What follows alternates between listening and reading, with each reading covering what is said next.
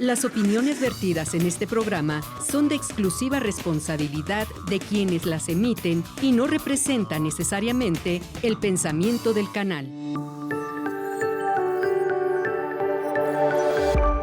Sistema Michoacano de Radio y Televisión presenta.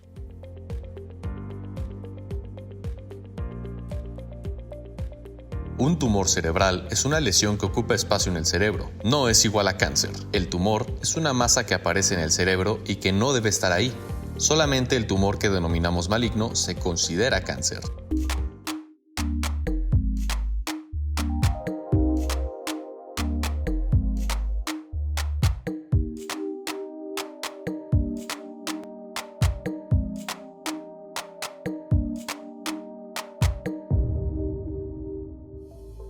Hola, ¿qué tal? Muy buenas tardes. Bienvenidos a nuestro programa Consulta Médica. El día de hoy tenemos un tema muy interesante con un gran invitado que ya es un invitado de casa, un gran amigo que enseguida les voy a presentar. Pero bueno, vamos a hablar de este importante tema. Yo soy Martín Lira, soy cirujano plástico y conductor de este programa que se transmite a través del Sistema Michoacano de Radio y Televisión desde esta bella ciudad de Morelia. Quiero invitarlos a que veamos esta cápsula informativa para saber de qué se trata y regresemos después de ver qué son los tumores cerebrales o cómo se componen, de cuántos son, la clasificación, etc.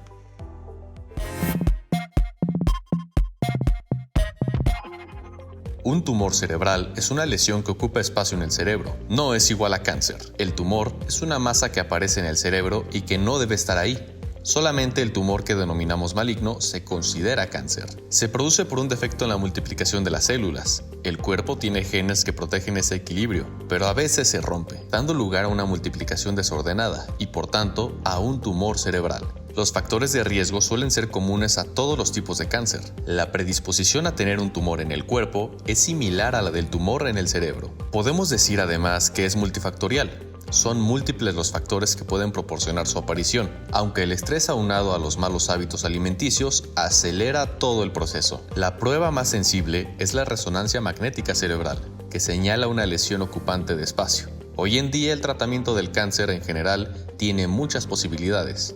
No obstante, en casi todos los casos, la opción quirúrgica es la más común. La supervivencia y el pronóstico del paciente es mejor si se elimina el tumor con la cirugía.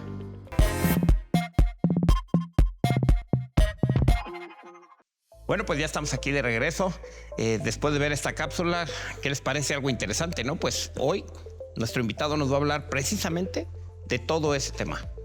Vamos a tener la plática con nuestro invitado, que es el doctor Mauro Segura, que es neurocirujano y tiene ya una gran experiencia de trabajo en su especialidad aquí en el Hospital Ángeles, con un importante centro de atención que ya nos irá platicando. Bienvenido, Mauro, ¿cómo estás? Gracias, Martín, otra vez. Bienvenido. Por la invitación y el Sistema Michoacano de Radio y Televisión. Siempre es pues un agrado participar para comunicar con la población que nos siguen a los diferentes canales de comunicación y pues vamos a hacer lo más coloquial posible este tema. Sí, bueno, y qué bueno que lo dices, que las diferentes formas de comunicación, porque estamos presentes a través de todas las redes sociales también, y bueno, pues eso es una ventaja porque es mucho más accesible ver nuestro programa a través de YouTube, si por alguna razón no lo vimos completo, a través de redes sociales, que podamos, sobre todo, que lo compartan, para que más gente pueda enterarse de estos detalles tan importantes que son todos los puntos que vas a tratar de este tema. Pero antes de entrar de lleno al tema, Mauro, tú ya eres de casa, ya te conocemos, ya nos has hecho favor de estar con nosotros en este programa, pero me gustaría que nos platicaras, para la gente que no te conoce aún, que no te ha visto en otros programas, ¿cómo ha sido tu carrera profesional, tu profesión, tu formación? ¿Estuviste en la carrera de medicina? ¿En dónde la estudiaste? Sí, claro, con mucho gusto. En resumen, y me gustaría llevar en el transcurso del programa, Sí. porque así es más claro. Sí. La formación médica creo que es muy importante y muchos amigos, colegas, alumnos tienen esto. La incursión en redes, ahí voy a comentar una anécdota que es muy interesante, y eso nos acercó con mis hijos. Sí. Y la tercera es la parte ya de una estructura, una clínica altamente especializada instalada aquí en el Hospital Ángeles Morelia y próximamente Tijuana. La carrera fue la cirugía y médico cirujano en medicina, en la ciudad universitaria, en la escuela, ahí en la Facultad de Medicina. Sí. Y de ahí pudimos ingresar a la especialidad. Es a través de cirugía se hace la especialidad de neurocirugía. Sí. Son 6 años la especialidad. ¿Dónde la hiciste? Igual que cirugía plástica, son 6 años. 6 años. En el Hospital General de México. Ok. Los primeros años, 2 más en Centro Médico Nacional, siglo XXI. Tuve la oportunidad de conocer el siglo XXI antes y el siglo XXI después del temblor. Después del temblor del 85. Así es. Ya tenemos algunos años en esto. Y la subespecialidad, que se llama en base de cráneo, cirugía de base de cráneo, tomó 3 años en Japón. Sí. Y ya digamos que el tema actual que nos dedicamos, que es la neuralgia del trigémino, incluyendo tumores de la fosa posterior, que habrá que explicar, fue la parte en Japón. ¿Qué te hizo irte por esta área y por qué a Japón? Antes, cuando empezamos a estudiar, uno no sabe exactamente, pero el camino nos fue llevando porque era un reto. Primero ingresar a la carrera de medicina, pasando los exámenes, tuve la fortuna de contar con maestros, que muchos de ellos ya no están con nosotros, pero son los que escribían libros de cardiología, de gastroenterología, de neurología. El maestro Nava, el maestro Guadalajara, el maestro Saúl, dermatólogos, son la gente que hizo la medicina en México. Sus libros, dieron clases, pasando los exámenes, el título, pues tuvimos este reconocimiento de excelencia académica por la UNAM en aquel tiempo. Pues queríamos algo más. Y la neurología siempre ha sido un reto para el médico por lo complejo del tema, lo cual nos fue orillando a este tema de neurocirugía. Satisfice algunas, digamos, necesidades de educación, de conocimiento, y todavía era un reto resolver problemas que en México, estoy hablando de 1900, principios, ¿no? Y a finales de 1998, ya neurocirujano. Sí. Tengo la fortuna de ser el neurocirujano más joven en los anales de la Sociedad de Neurocirugía de México. A los 28 años ya tenía yo el título de neurocirujano. Sí. Entonces tenía juventud, tenía ganas de estudiar, tenía tiempo. Sí. Tenía toda la libertad. Entonces pudimos hacer... Me voy. Vámonos. Sí. Entre Japón y Estados Unidos nos fuimos a Japón. Muy bien. 3 años estuviste. 3 años porque en ese momento, estoy hablando del 2000, Japón lideraba la neurocirugía en el mundo. Sí. Todavía se disputan entre Japón, Estados Unidos, un poco Alemania, Brasil actualmente. Entonces, pues fue una cosa llevándote a la otra, como decimos, y pasaron así 17 años. Sí. Y regresaste a Morelia y te estableciste. ¿Cuánto tiempo tienes aquí en el Hospital Ángeles? 21 años en Morelia, desde el primer día, 2 de mayo del 2002.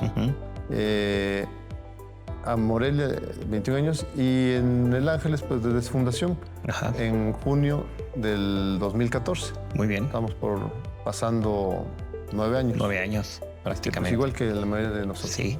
Y bueno, y hablando del tema en sí, de manera general, porque ahorita vamos a pasar a ya entrar más de lleno al tema, pero ¿por qué es tan importante? ¿Qué lugar ocupa este problema de salud en nuestro medio, digamos, en nuestro país, a nivel mundial también? Los tumores, en particular los tumores cerebrales, representan un porcentaje importante por la gravedad que esto significa para el paciente, con una alta letalidad e incluso secuelas en pacientes no tratados. Estamos hablando de cerca de un 10% de todos los tumores. En particular, hay varios tumores, benignos, malignos, grandes, chicos, en niños, en adultos, inoperables, etc. La subespecialidad a la que me dedico y me fui a estudiar a Japón fue tumores de la fosa posterior. Digamos que el cráneo y el cerebro se dividen anterior y posterior de manera muy gruesa. La fosa posterior corresponde a la base del cráneo posterior. Y cabe decirlo, bueno, en aquel entonces pues no éramos 7 subespecialistas en México. Actualmente hicimos un censo hace un mes. Aquí tuvimos la sede en Morelia. Nos sentimos muy contentos.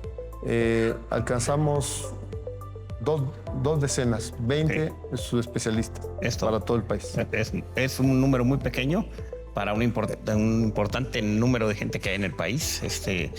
Mauro, si me permites, vamos a ir a una pausa y vamos a continuar con el tema. Te invito a que nos acompañes a la otra parte de nuestro set. Por favor, pásale. Y a usted, no se vaya, continúe con nosotros.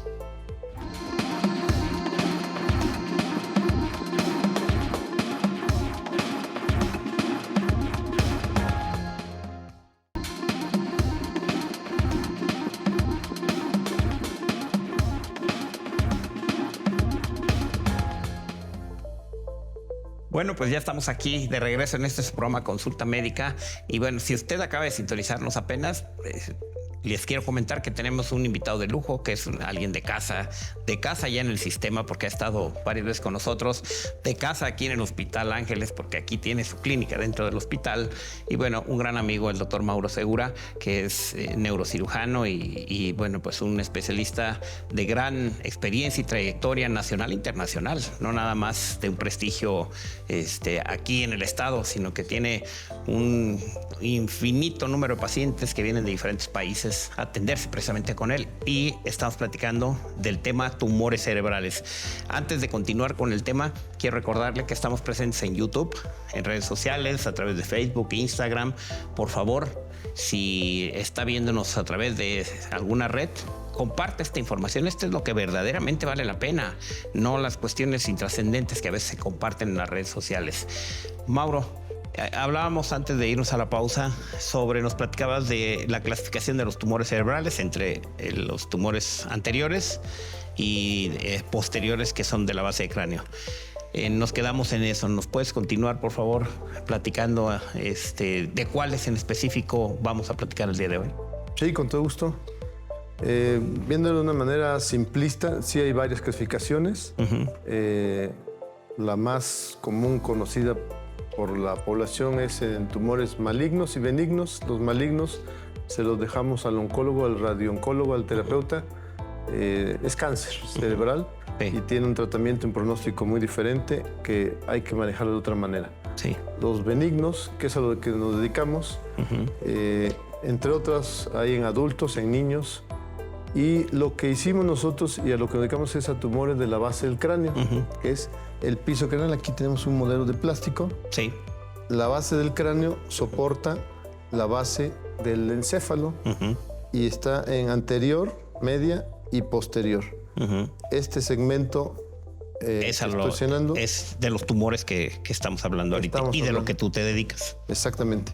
Y pues parecería un segmento como de 8 centímetros y así lo es, pero la estructura central blanca que podemos ver ahí en la cámara corresponde al tallo cerebral, y de ahí sale lo que antes llamaban los griegos el árbol de la vida, nada más y nada menos que el control de la respiración, de la frecuencia cardíaca, el movimiento, pasan vías del lenguaje y 12 nervios que van a inervar estructuras, movilidad de los ojos, de la lengua, audición, visión, deglución y todo lo que nos hace seres humanos. Así es. Esto es en el segmento blanco. Esto que de lo que hablas es para que se vea ahí en la cámara. Aquí podemos. Exacto. Esta parte. Lo que está en blanco y tiene ahí unas rayas, unas líneas rojas. Es el tallo cerebral, que tiene varios componentes, no importa en este momento. La parte que lo rodea es un componente de cerebelo muy importante para equilibrio, marcha, control de movimientos, también importante. Es un poco más primitivo. Y finalmente lo que rodea, estos son los nervios craneales que mencioné. Todo esto se llama fosa posterior, está en la parte posterior del cráneo y podemos acceder ahora a este grupo de tumores. Y que no son malignos. Y que no son malignos. Los malignos hay que realizar una biopsia y complementar con terapia coadyuvante, que puede ser radioterapia o quimioterapia. Los benignos que antes, esto lo quiero mencionar, antes los maestros, los médicos, las personas llamaban inoperables. Nosotros les ponemos inoperable entre comillas. Son operables en ciertos lugares y esos lugares se llaman centro altamente especializado. Sí, que para todo el equipo necesario.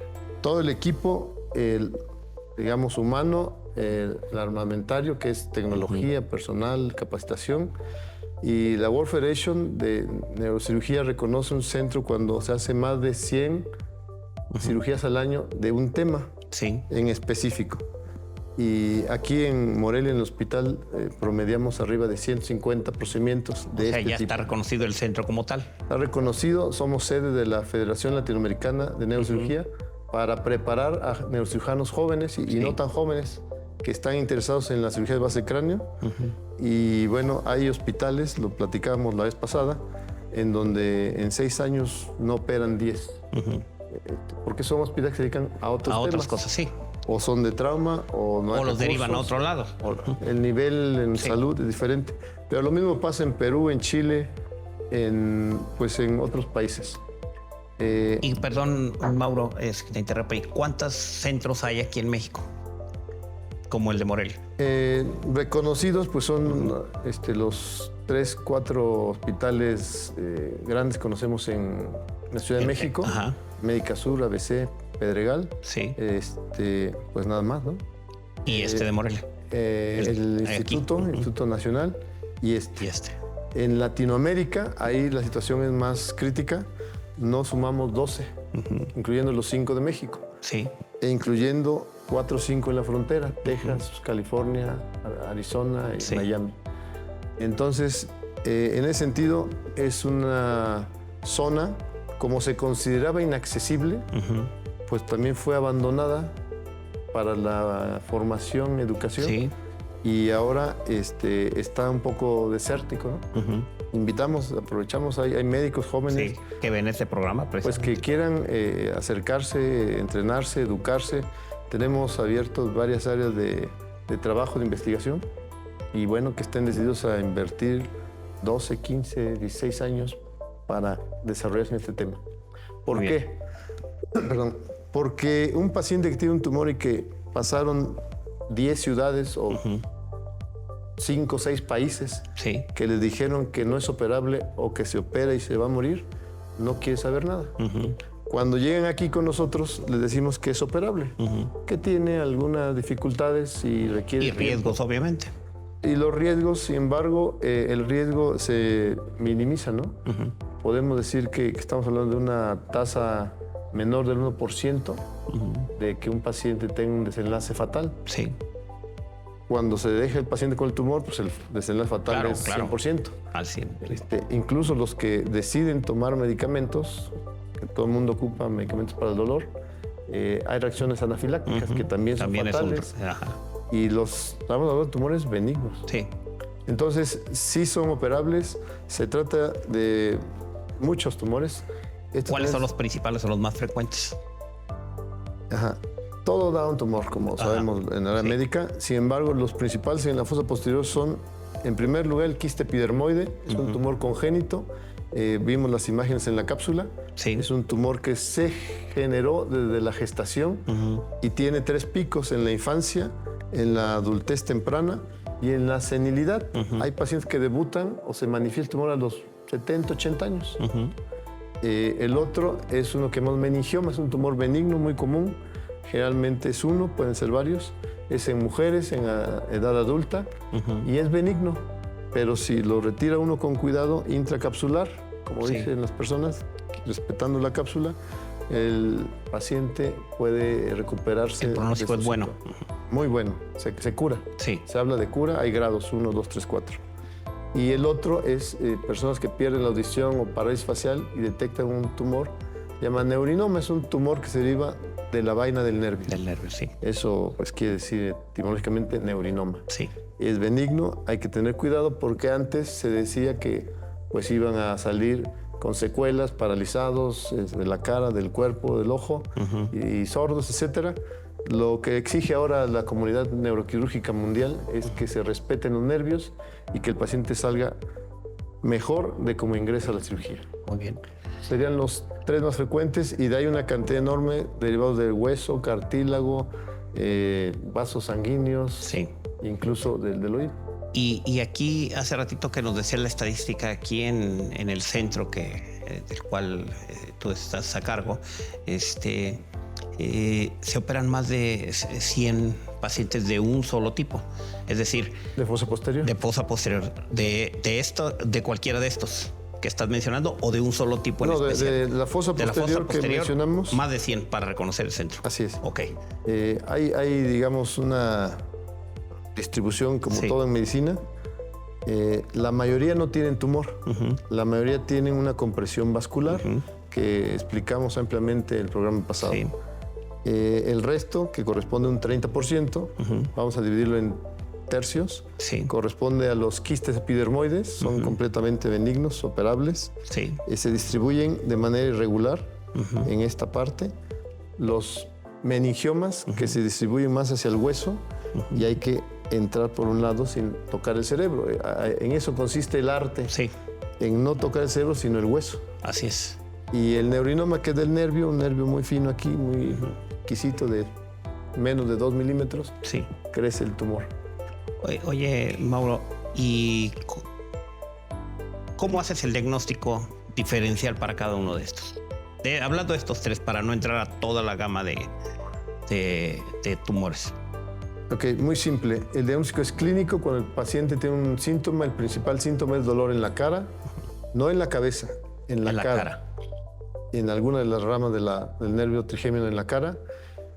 Siempre le hacemos resonancia, siempre. Porque ya pasaron años cuando Sí, llegan claro. con nosotros. Y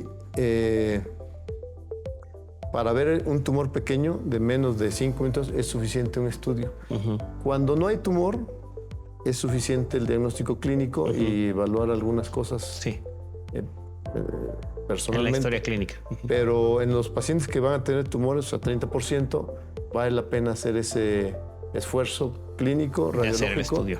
Y aprovechamos para mandar un saludo. Ayer fue el día de los radiólogos. Sí, sí, Así es como hacemos la diferencia. sí. Ok. Y bueno, haces un diagnóstico diferencial y el tratamiento, el abordaje es diferente para cada uno de ellos. El tratamiento quirúrgico. No necesariamente, por eso se resume todo en fosa posterior. Sí. Es un abordaje muy amplio, que nos permite tener un acceso muy amplio. Sí. Detrás de la oreja, mínimamente invasivo, de escasos 2 centímetros, y permite llegar a las partes más profundas, Sí. más extensas que mencionamos, cerca del tallo y alrededor de los nervios. Eso ha cambiado mucho. Sí. Eso es lo que fuimos a aprender y aplicamos. Principalmente la anestesia, la técnica anestésica ya no es como antes, que se sentaban, preparaba el paciente 1 hora y media y la cirugía de 8 o 10 horas y Sí. 2 días en terapia. ¿Ahora Ya no. cuánto dura la cirugía? La preparación en promedio son 7 minutos para empezar. La cirugía debe durar 2 horas, poco más, menos. Y el paciente pasa a su habitación, despierto, consciente, extubado. Y la recuperación hospital son 2 días en promedio. Sí. Un paciente anciano, 3 días. Y se reintegra a sus actividades. Y Esa sería la diferencia, Ajá. perdón. Eso es lo que nos hace un centro altamente especializado. sí, claro, porque por el pronóstico número 1 y número 2 por la pronta rehabilitación del paciente, ¿no? Pareciera algo que no hay que ignorar. La mínima invasión es desde la anestesia, de la técnica quirúrgica y la recuperación, y todo eso suma para que el paciente tenga una pronta recuperación y mínima complicación o secuelas.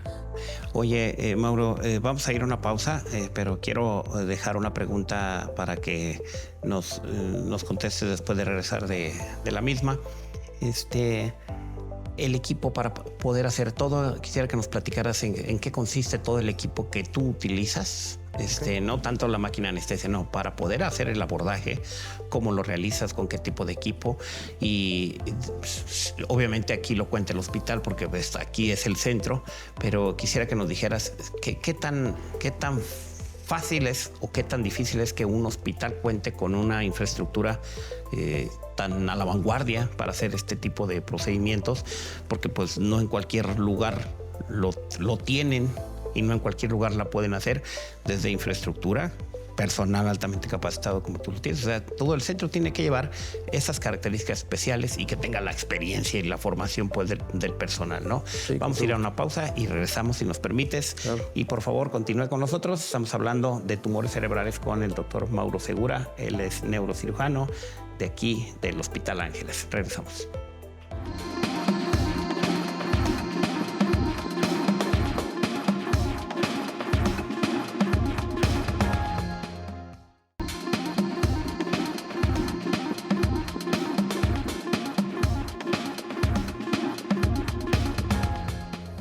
Estamos aquí de regreso en este programa Consulta Médica. Estamos hablando, si usted acaba de sintonizarnos, del tema de tumores cerebrales de la fosa posterior con nuestro gran amigo Mauro Segura. Él es neurocirujano de una amplia experiencia y trayectoria que está aquí en el Hospital Ángeles. Y dejamos una pregunta en el aire antes de la pausa, Mauro, y que es ¿qué tipo de tecnología y qué tipo de equipo necesitas para realizar una cirugía de estas características aquí en el centro? Sí, claro. Comentábamos que la cirugía empieza antes de ir a quirófano. Sí. Desde la preparación. Un punto importante que yo quiero mencionar es requiere que se apasione el cirujano. Sí. De su trabajo son muchas horas, muchos cuidados antes, durante la cirugía y después. Y el soporte que siempre va a haber detrás de la familia, porque a veces son horas fuera de casa. Así es. La preparación incluye tener el diagnóstico certero, el equipo médico, la sede, pues las herramientas. No todos los hospitales cuentan con ella. En este caso, el Grupo Ángeles, ocupamos un equipo visualizador, es un microscopio de alta tecnología. Sí. Kinevo es la última generación. Usamos un navegador. Un navegador es una herramienta que permite localizar en un punto tridimensional en la computadora, simultáneamente dentro del cráneo, sí, alrededor del cerebro. A veces ocupamos monitoreo neurofisiológico, son registros eléctricos de los diferentes nervios hacia el tallo y el cerebro que permiten identificar cuándo nos acercamos. Y por supuesto los equipos de imagen, la resonancia, la reconstrucción 3D, que para los jóvenes es algo muy habitual en juegos. Nosotros lo aplicamos en medicina. Y bueno, todo esto es la parte tecnológica, ¿sí? Sí. En la parte de tecnología, los jóvenes que vienen son más avesados que nosotros en la parte digital. Sí. En un congreso estábamos en Las Vegas, entró mi hijo y digitalmente con estos juegos de dimensión se metió a retirar un tumor sin tener nada de idea de lo que hacía, ¿no? Solo estaba jugando. Sí. Para nosotros, actualmente, tienen que entrenarse los cirujanos en simuladores, en talleres, preparaciones especiales, obviamente al lado de un experto en hospitales y todo lo que sabemos. La parte, digamos, el recurso humano también es importante. Contamos en este caso con un neuroanestesiólogo, uno de los líderes de opinión en el tema de anestesia. Se abrevia TIVA, pues es un tipo de anestesia muy controlada. Requerimos siempre estar de la mano de otro cirujano para el tema de tratamiento de lesiones vertebrales. Incluso a veces ocupamos de los cirujanos reconstructivos para la reconstrucción craneofacial. Se requiere el personal de quirófano, que no es nada menor. Un instrumentista que conozca el instrumento y que sepa y se adelante al cirujano, de tal suerte que cuando uno va a pedir algo, ella ya esté lista para acercarnos a este instrumental.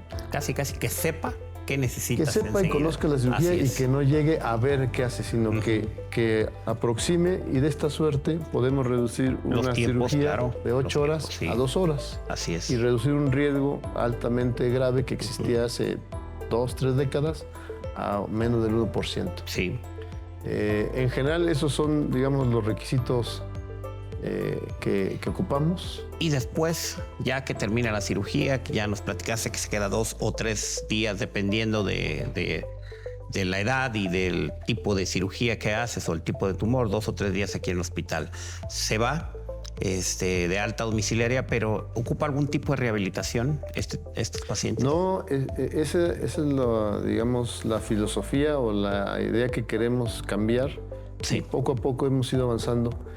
El paciente muchas veces llega caminando con un pequeño dolor o un fuerte dolor en la cara, íntegro, sí.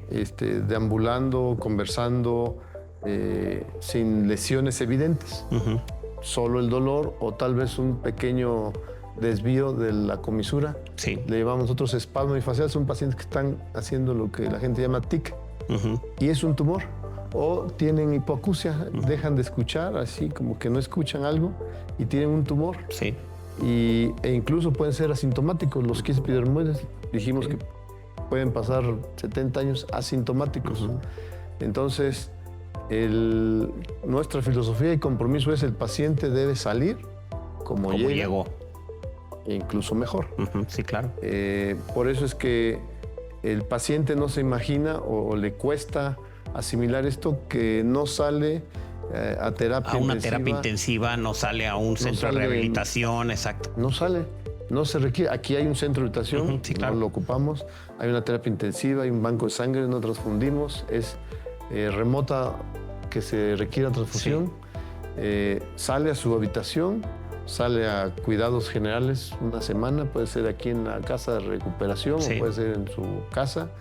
Nuestros pacientes vienen del extranjero, el 30%. ¿Y se pueden regresar?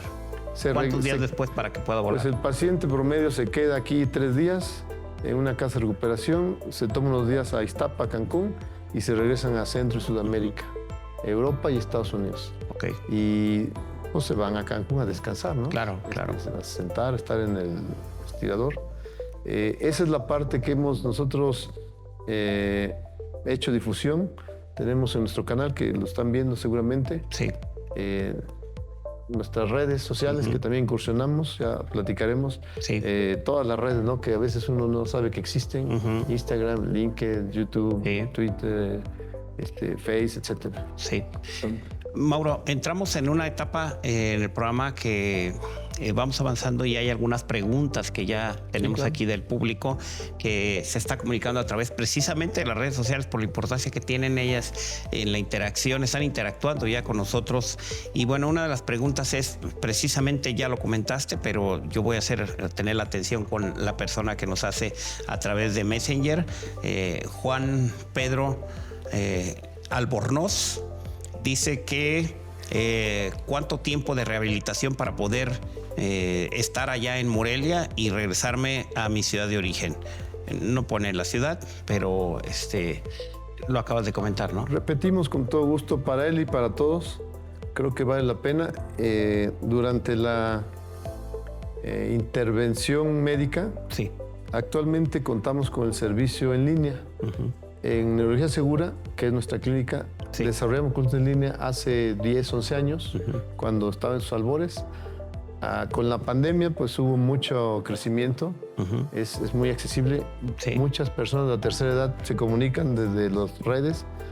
Va cambiando la red, pero es la misma comunicación. Antes era Yahoo, Messenger, después fue el Messenger, después fue el Skype, después el WhatsApp y ahora el Zoom, y mañana va a ser otro, ¿no? Sí.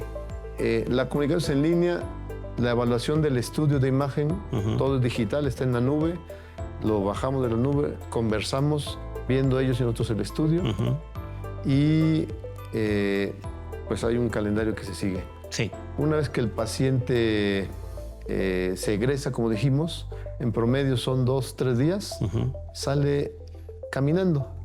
Sale caminando a descansar. En caso de extranjeros, igual les recomendamos que queden 3, 4 días, porque un viaje es largo hasta para cualquiera. Personas ¿no? que quieren viajar de aquí a Perú. Tenemos pacientes ya de con Argentina. 3-4 horas es cansado. Ahora imagínate 8 o 10 horas. Finalmente está operado, Claro. tuvo una anestesia general, están con el temor de que la herida no se vaya a botar un punto. Entonces, pues vienen de Sudamérica, vienen de cualquier estado de la Unión Americana, vienen de España. Saludos a nuestros seguidores de España. Tenemos ahí gente que nos sigue todo el tiempo. Y pueden irse a descansar a su casa. Okay. Y si viven aquí en Morelia, en el estado de Michoacán, o en el Bajío, o en el resto del país, es lo mismo. Sí. Prácticamente tarda lo mismo de aquí a Tijuana, de aquí a Campeche, de aquí a Monterrey. De la franja norte, todo lo que es la frontera norte, viaja mucho. La dificultad, y por eso el descanso, es que no hay rutas directas. A veces se concentran a Monterrey, de Monterrey a Morelia, sí hay. Sí. Pero se regresa a su casa, ¿no? Sí, no tiene que estar hospitalizado más tiempo para una recuperación de este tipo de cirugías. Esto se los hacemos llegar en la consulta en línea por un brochure en línea, lo leen, se les explica el clima. De Morelia es el clima perfecto. La comunicación, las vialidades aquí están muy céntricas, conocemos todos. Sí. El aeropuerto internacional de Morelia al hospital son 30 minutos a buen paso. Pues la comunicación, los alimentos, el idioma, etcétera. El hospital, y nosotros estamos preparados para recibir ¿Cuántos personas bilingües. de diferentes idiomas manejan también? Inglés, español. Tenemos a nuestra traductora de Xochitl. Pero creo que lo importante es que la cultura. Sí. Lo difícil no es el idioma, ese se aprende. La cultura, la idea, el pensamiento mágico a veces, médico, religioso que traen las personas de otros países, ¿no? Sí. Y que tenemos que entender, y sobre ese contexto de cada paciente trabajar. Exacto. Tenemos otra pregunta, Mauro. Sí, adelante. De Instagram, y nos dice Rebeca Jiménez a través de Instagram, nos dice que para poder hacer estas cirugías, si ya no se tiene que abrir en forma grande, se hace mediante un rayo la cirugía. No, gracias, Rebeca.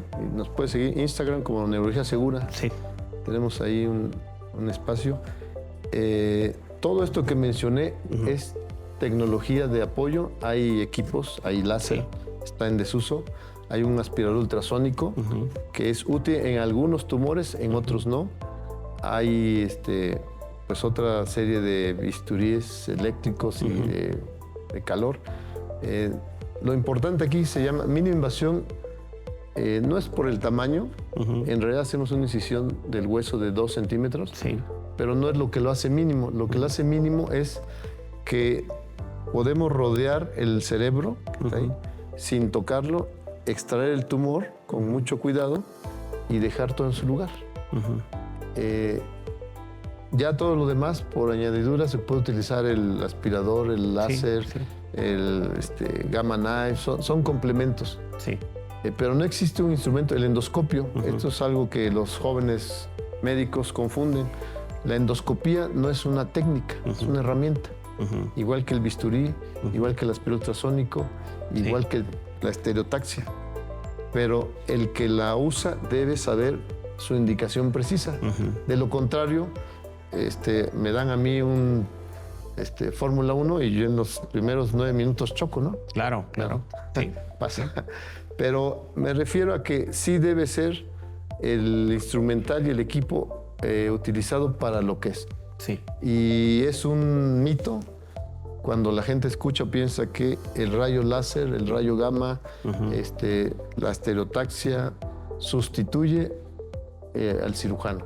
Es que viene en otra pregunta, por eso qué bueno que lo mencionas, y viene otra pregunta que dice que si ya con la evolución que tienen de los láseres, Joaquín Mendoza de Facebook, que si con la evolución de toda la tecnología y de los láser, pues si ya existe o va a existir un robot que pueda hacer la cirugía en lugar del cirujano.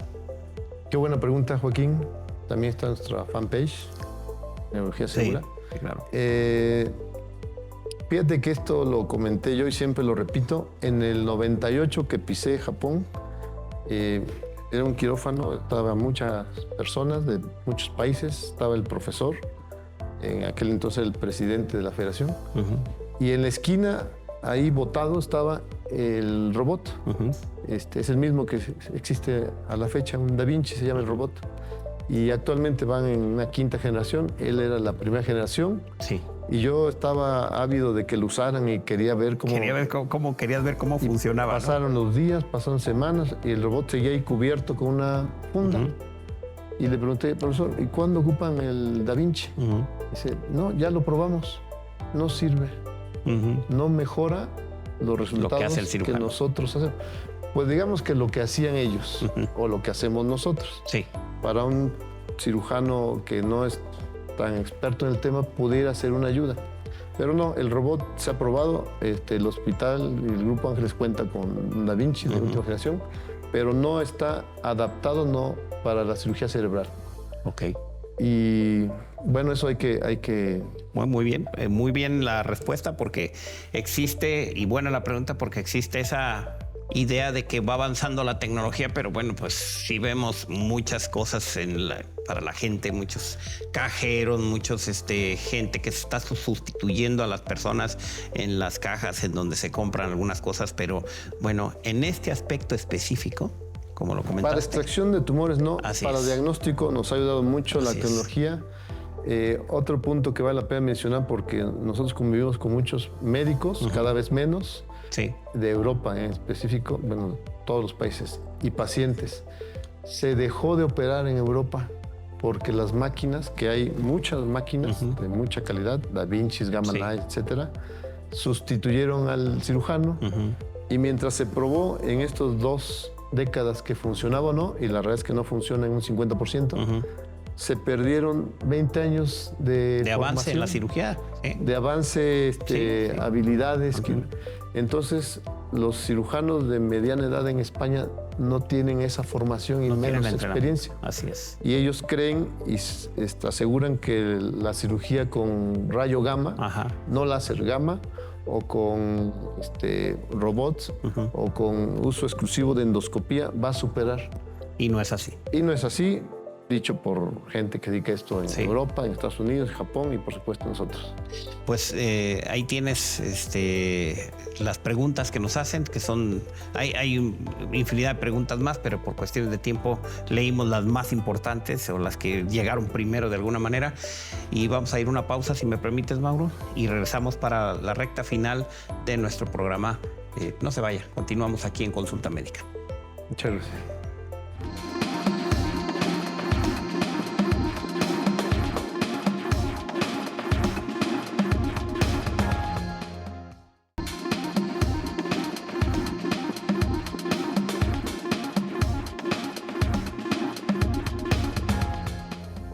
Bueno, pues ya estamos aquí en la recta final de nuestro programa, y si usted por alguna razón se perdió todo lo que ya platicó el doctor Mauro Segura acerca de este importante tema de tumores cerebrales, bueno, decirle que estamos presentes en todas las redes sociales, Consulta Médica, el Sistema Michoacano de Radio y Televisión, en YouTube. Puede tener, ahí está el programa completo para que lo pueda revisar y lo pueda compartir, sobre todo a través de las redes sociales. Esto es lo que hay que compartir y sacar, y sé que sea de utilidad toda esta información. A alguien le va a servir, téngalo por seguro. Mauro, ¿cuál sería el mensaje final que quisieras dejarle a nuestro auditorio acerca del tema de los tumores cerebrales, de la fosa posterior? Sí, el mensaje final es: existen centros altamente especializados donde son operables los tumores benignos de la fosa posterior, mal llamados inoperables, mal llamados inaccesibles. En el caso de hace 2, 3 décadas, pues era como se reconocían. Son operables, son accesibles, tienen un muy bueno y excelente pronóstico. Y tenemos que trabajar mucho en la difusión, como lo estamos haciendo ahora, para cambiar esos mitos, corregir esos ideas, ¿no?, que tenían los médicos, la población, los las personas que no están en este medio. Sí. Oye, Mauro, y bueno, pues seguramente me gustaría que tú lo comentaras. Yo sé que te conozco, tienes un carácter de humildad muy, muy importante, pero yo sí quiero hacer el comentario de que ¿por qué no en cualquier hospital, sin caer en hacer algún comercial en especial, pero no en cualquier hospital se puede operar? Número uno, puede haber personal altamente capacitado en otros hospitales. Puede haber algún equipo en otros hospitales, ¿sí? No vamos a hablar en especial de algún hospital, pero pues no se cuenta con todos los recursos, con toda la tecnología que de repente, como tú bien lo dijiste, para cada tumor puedo necesitar un recurso diferente. Puedo necesitar el rayo gamma, puedo necesitar el aspirador ultrasónico y bueno, eso no es tan fácil que se dé en cualquier hospital. ¿Estoy en lo correcto? Sí, es correcto. Yo quisiera comentar 2 puntos. Efectivamente, se ocupa el acceso a tecnología que depende de que la estructura, el hospital lo tenga. Sí. En hospitales privados como pues existe. Y en hospitales públicos, en México y en varios países, sí, y podría nombrar Perú, Ecuador, todo Centroamérica, Chile, Argentina, tienen la misma carencia. Uh-huh. El recurso humano, pues quedamos que se trata de encontrar a esas personas con este interés particular, sí, y que se quieran o que se aboquen a trabajar en este punto, ¿no? Sí. Ese sería, digamos, la limitante. Okay. Tener acceso a este entrenamiento, ¿no? Como personal y a la tecnología para poder hacer este tipo de cirugías, como lo tienes aquí en el Centro de Neurología, aquí en el hospital. Así es. Quisiera que nos platicaras, ya para antes de despedirnos, me decías antes de empezar el programa que este asunto de las redes sociales y de tu especialidad, de repente nunca pensaste que iba a ser iba a tener un punto de encuentro con tus hijos. Porque de repente los muchachos están con toda la cuestión digital y de electrónica y de tecnología y de videojuegos. Pero platícanos ¿cómo se encontraron tus hijos contigo usando la tecnología en lo que tú haces y en lo que ellos acostumbran como mis hijos, ¿no?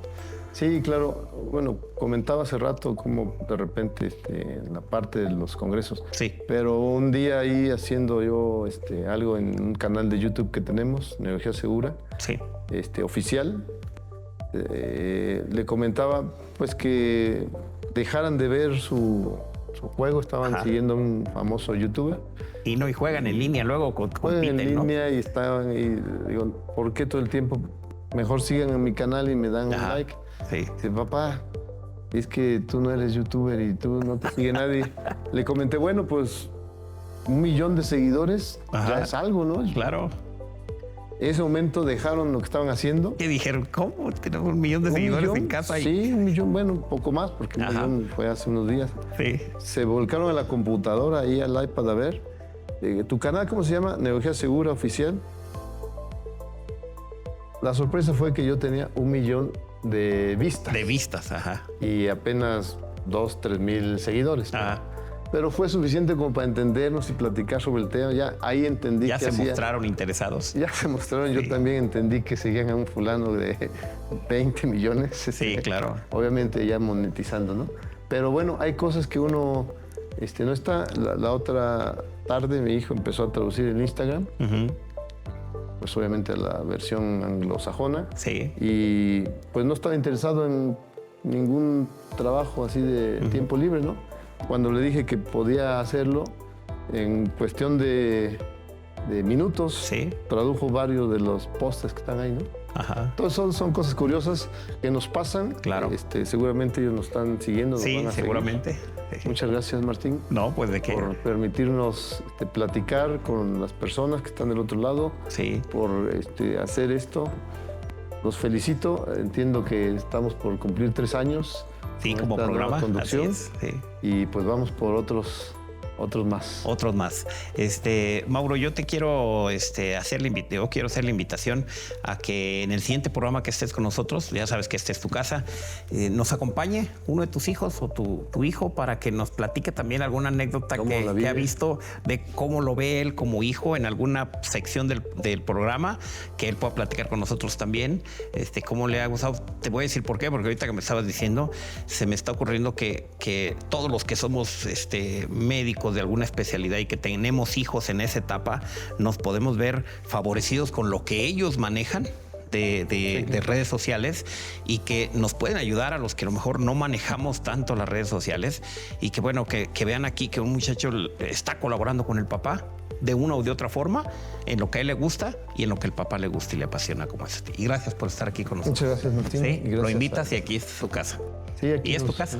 Desde luego. Muchas gracias. Y para usted que nos favoreció con su atención, quiero decirle que la próxima semana tendremos otro invitado de un gran prestigio nacional e internacional como es el doctor Mauro Segura.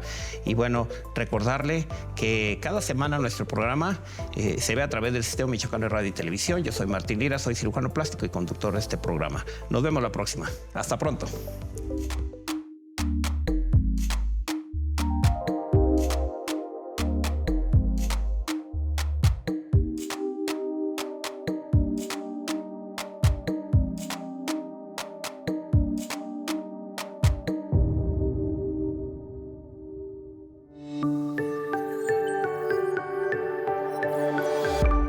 Sistema Michoacano de Radio y Televisión presentó